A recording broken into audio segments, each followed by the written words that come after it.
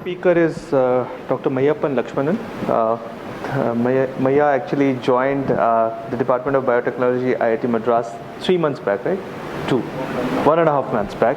So it's really nice to have him. Maya basically Dr. Meiyappan actually did his PhD in NUS, and subsequently he has been there for a number of years as a research scientist. He basically specializes on developing computational pipelines for bioprocesses. He's also an expert on systems modeling, especially constraint-based modeling. So, Maya, looking forward to your talk. Thanks for accepting our invitation. Thanks, Arijit, for the introduction. So I'm Meiyappan Lakshmanan. So as Arijit mentioned, I just recently joined IIT Madras. So today I'll be talking about a couple of extensions to flux balance analysis, which was earlier covered by Swagatika. So she already set the tone for what is flux balance analysis and what are the uncertainties and how we can address it. So I have a couple of case studies on that. So I would like to really go through about what are the different methods to model cellular metabolism.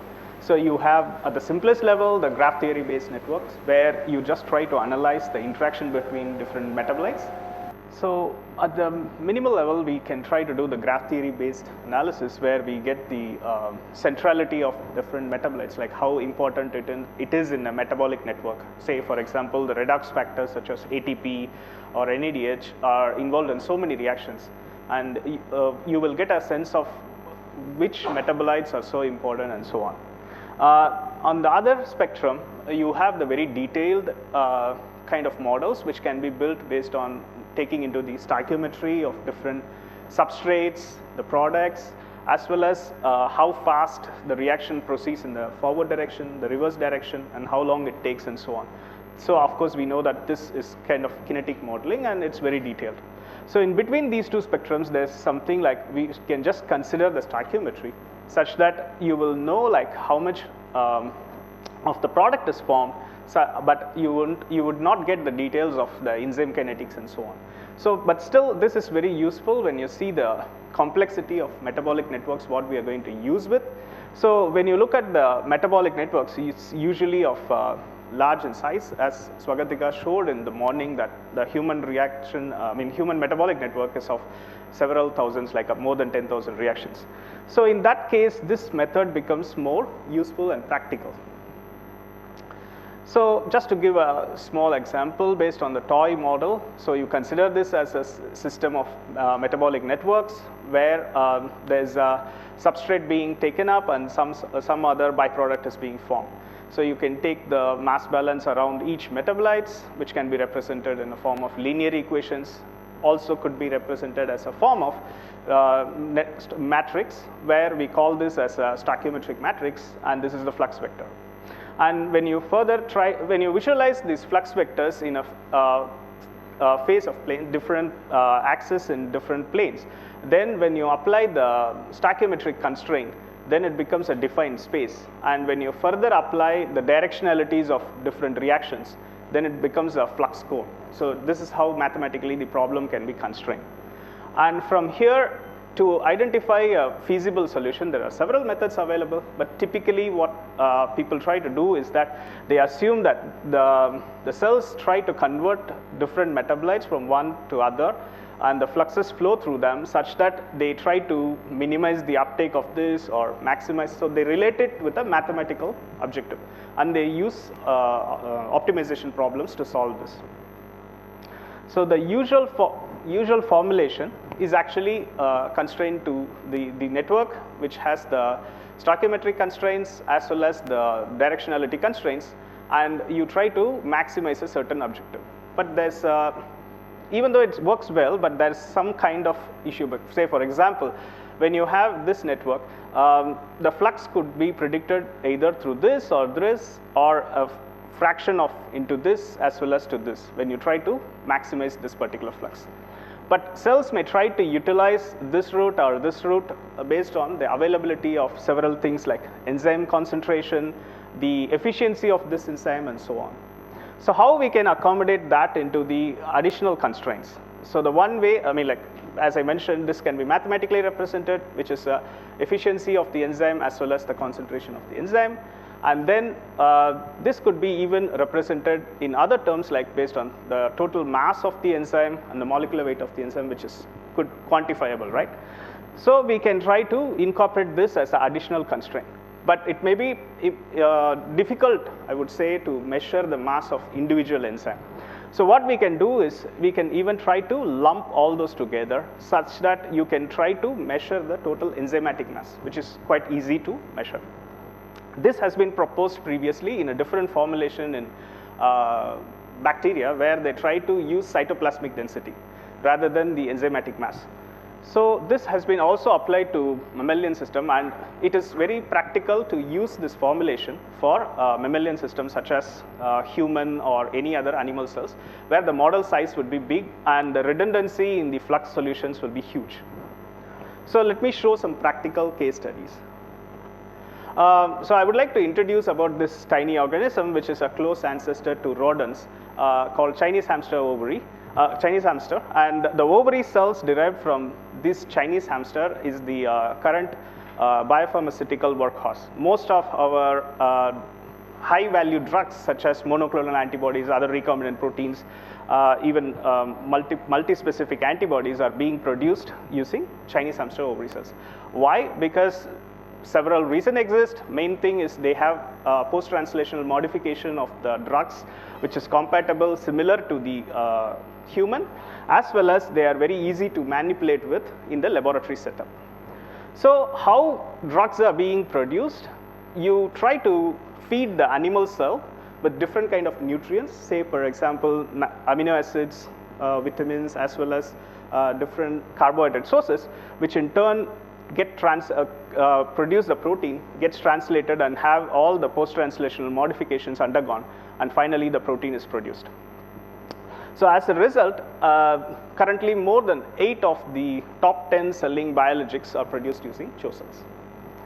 So in my research, since my initial days was more focused on improving the Chinese hamster ovary genome scale model. So even before the genome was sequenced, typically we start with the genome sequence of the organism being analyzed. Even before the genome was sequenced, we wanted to use mouse genome so that we can have a reference point to understand what goes on in the metabolic network of CHO cells. Then once there were pre-genomic data available, like transcriptome data available, even before the genome sequence, we updated this model using more CHO-specific information. And then in 2016, through a community-wide efforts through all over the globe, researchers combined and joined hands and merged multiple models into a consensus genome scale model for Chinese hamster ovary cells. But even though this gives a comprehensive picture of Chinese hamster ovary metabolism, there were still some challenges in practically applying it to media design and so far, media design kind of applications, which are very relevant for industry. So recently, like in 2020, we came up with the updated version of this particular model, fortified with kinetic information. And how it improved the prediction efficiency will cover the rest of my talk. So this gives you just some numbers on how the model version 1, which is without kinetic information and with kinetic information. But most important thing is, in the entire genome scale metabolic network, we were able to put in the kinetic information for several enzymes. Still, we were not able to cover all the enzymes because of lack of information available. So this gives you a very comprehensive and wide coverage of different subsystems. And why this is important? Each subsystem has a differences in the metabolic enzyme efficiency. Some of the subsystems, such as glycolysis and your TCA cycle, they are highly efficient. They have the enzymes which are highly efficient. Whereas if you see the pathways like glycan and glycosamine metabolism, their enzyme efficiency is not so great. And it actually translates into your result prediction. Say, for example, when you don't use the enzyme kinetic information and your capacity information, the prediction accuracy is still reasonable, but when you incorporate that, it improves massively. This is the intracellular reaction flux predicted from the carbon labeling experiments. So this is just a one-off comparison, right? So we wanted to see whether it is the case across multiple data sets. So we used data where 3 different type of CHO cell lines grown in the same media, whereas 3 different type of media where we grew the same cell line. So that across different conditions, we were able to identify that the incorporation of enzyme kinetics, they massively improve the prediction accuracy. And it also showed that in case of data scarcity, say for example, when you don't have kinetic information, this is how your growth rate prediction actually looks like from the model. But if you actually work with Chinese hamster cell culture, you will know that these growth rates were nowhere related or nowhere close enough to the actually observed growth rates. It's far lesser.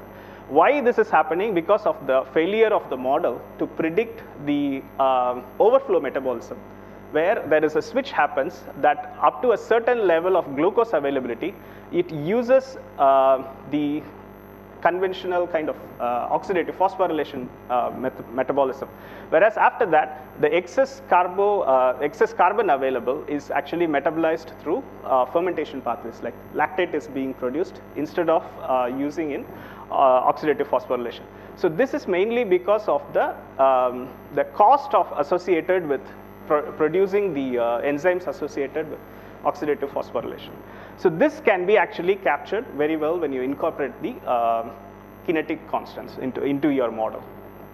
So how this improves in an industrial case, industrial relevant cell culture data is that, say for example, we had one of the Chinese hamster ovary clone which performed well in one media 3, but not so well in medium 1. So it was across different cell lines. Not only a single cell line, multiple cell lines, they were able to consistently perform well in media 3. So I will give a background about why we were interested in this topic, because in industry, they try to develop cell culture media using a brute force approach. They do high throughput experimentation and they come up with the optimal recipe. So they really don't know what's going on. It's not systematically done. But we wanted to understand why this particular media is performing better than medium 1. So we wanted to use our enzyme constraint model, and what we were able to do that,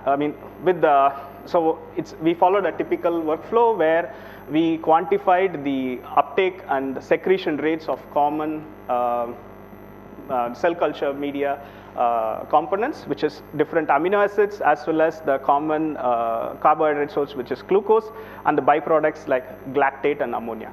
So when you fit into the model and use it for predicting in intracellular fluxes, we noted 2 things. One is the media 3 were able to support high amount of cyclic flux throughout TCA cycle, and it also, as a result of able to do a cyclic flux, it excreted less amount of organic acid as a waste, which was also validated through the available experimental data. So this means that why this is important, the cyclic TCA cycle flux, it actually improves your redox supply. As such, your overall cellular ATP production. So as a result, the cells were able to produce more and more recombinant protein in this particular media, which is the media 3. So taking efforts from this, we were able to use this into a systematic framework, and we are now able to use this to design cell culture media, which is industrially relevant. So before I just moved to IIT Madras, we were involved in a collaboration with Ajinomoto, where we were able to improve their cell culture media, which is used specifically for CHO cells. So this is just to show how mathematical improvement in your models, biological models, will be able to have a significant impact in industrial case studies. So in summary, what I showed is that the kinetic constraints improve the flux prediction accuracy, and it also performed better well in data scarce conditions, as well as the flux predictions led to a media design platform. So this ends my first part of the talk. In the second part, I want to cover that there are some uncertainties associated with biomass. So let me introduce first what is a biomass equation. In all genome scale models which have been published, there is a biomass de facto equation is produced. why we draft this, which is to use that how the different intracellular metabolic components can make up different macromolecules, which in turn can account for a new cell biomass component. And this biomass component equation is usually drafted based on a cellular composition information, which is measured at a exponentially growing phase. For some reason, this has become de facto, so we just try to measure it using a single cell line at a single condition, and we try to get this information and draft the biomass equation. It has been even suggested that in case of macromolecules like RNA and DNA, or even different amino acids which make a protein, you can use the different omics data. But these are suggestions and has been actually followed in the reconstruction of different genome scale models. But on the other hand, there are also data sets which show that several of these macromolecules, they vary over different environment as well as with different cell type when they undergo a mutation. So this is an example in E. coli where the RNA to protein ratio, they change with any change in the dilution rate or the growth rate. Similarly, across on another species which can both grow in phototrophic mode as well as heterotrophic mode, the biomass components like different macromolecules, they vary a lot. Same with CHO cells as well.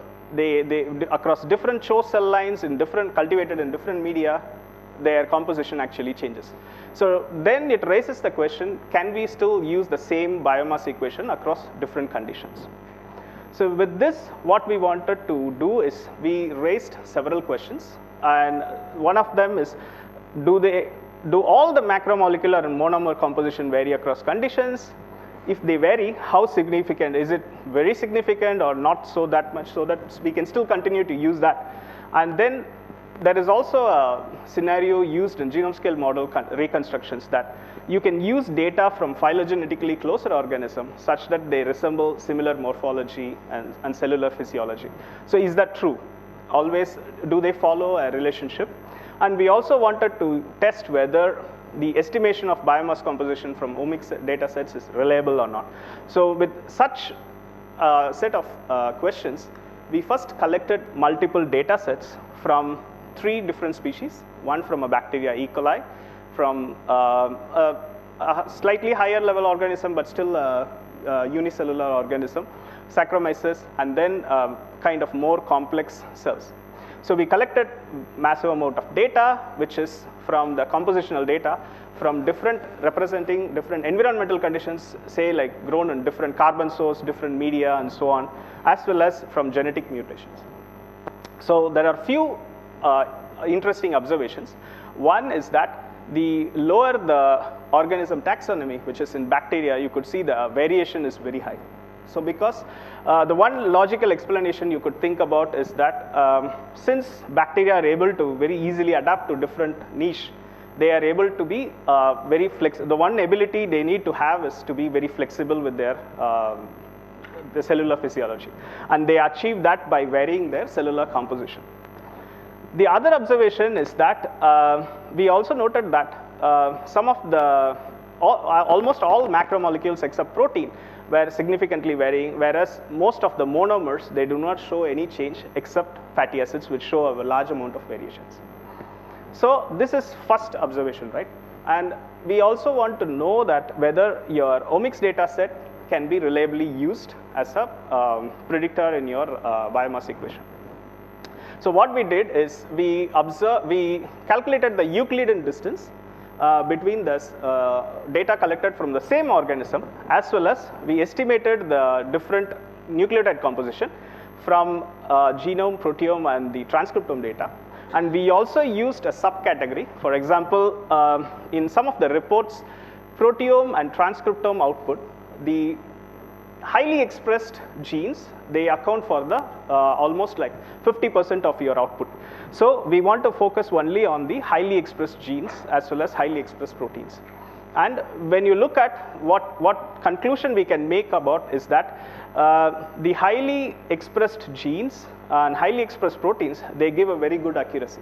Not necessarily your data derived from genome as well as from the all proteome and all transcriptome. So you can use the omics data set as a reliable data, but you have to specifically filter out what data you have to look for, and you have to process that accordingly.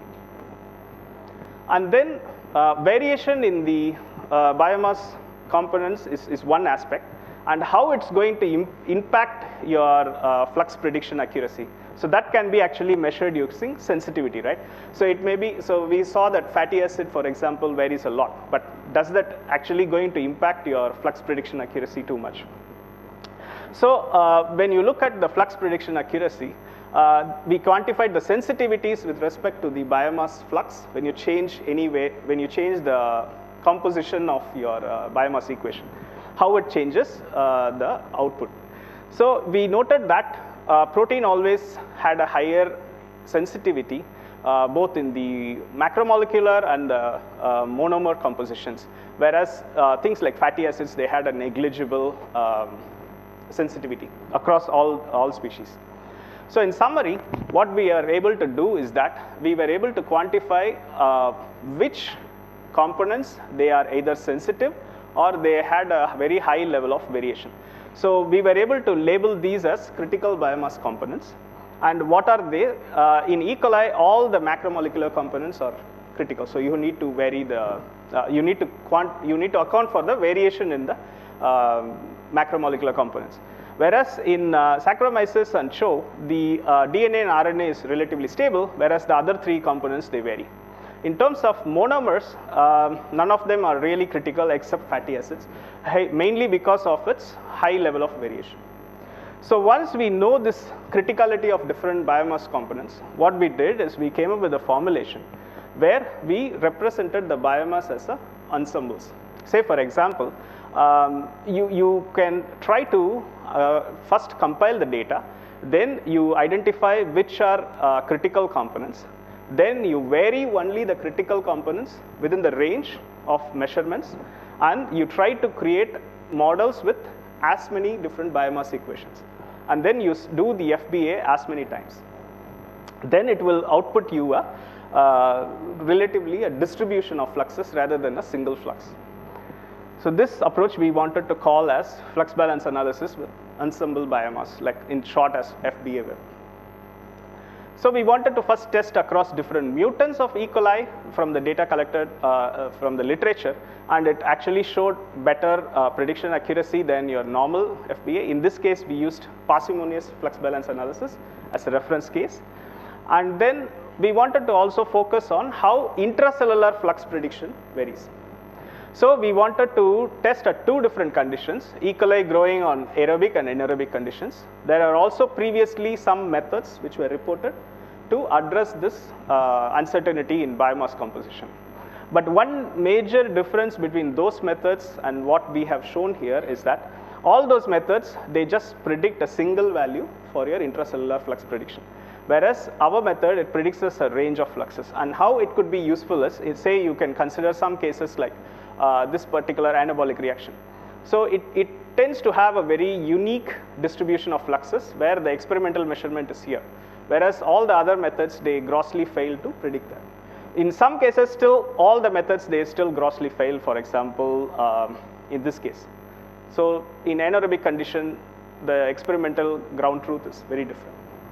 But nevertheless, what we noted is that this method, PFBA web, were able to predict slightly better in terms of the anabolic demands, particularly on the anabolic reactions where you make the cell, the metabolic reactions which make amino acids and different nucleotides and so on. So what it does is that it better accommodates for the uncertainties in the variation in the biomass component. So in summary, there is obvious natural variations in the biomass components, and there is also different components have high sensitivity to the flux predictions. And based on these observations, we wanted to label critical biomass equation based on certain criteria, and we proposed an extension to FBA, and we showed that it performs better than its preceders. So yeah, with that, I come to the end of my talk. I would like to thank my advisor and his group members, and Hock Chuan, who did most of the part on the first work, what I showed, and students from my supervisor's group. Ms. Yunmi, Yiching, and Dongyek, they did most of the second work. I also would like to thank the funding agencies and the funding support. Just an announcement, like I will be constantly looking for interns to develop such new methods with practical applications. Thank you. Thanks, Maya. Wonderful talk. Questions? Yeah, Anshu.